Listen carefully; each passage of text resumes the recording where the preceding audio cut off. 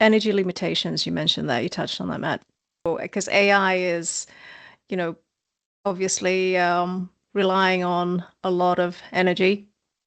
How do we keep this going? The energy it takes for these models is just, and the way we're trying to scale them, it's not sustainable. As I mentioned earlier, there are some arguments that says it doesn't matter what the effects on the environment is, because we're trying to reach something that is going to fix this problem for us.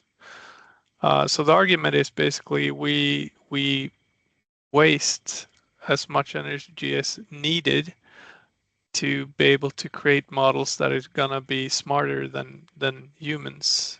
And when we reach that point, that model, that AI is going to tell us, we can just simply ask it, how do we get rid of carbon emissions and how do we fix the planet? And it's gonna give us a recipe and perhaps do it itself.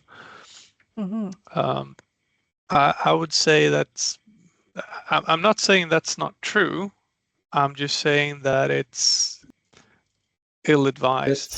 But you're also seeing like a lot of the chip manufacturers are devolving their chips, right? They're sort of stopping pursuing certain growth and new technologies just because they can't source the materials, the rare earth, and all these different things. And also they realize that, the energy need far exceeds what this specific chip can actually produce. So what's the point? So they're sort of downgrading some of their processors and everything else. And I know Andreas and I had a project we were looking at about a year ago or less than, and it was impossible to find any sort of compute.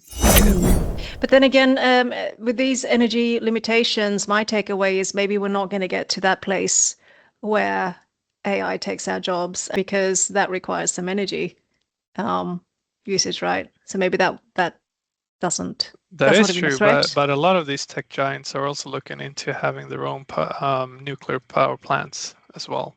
So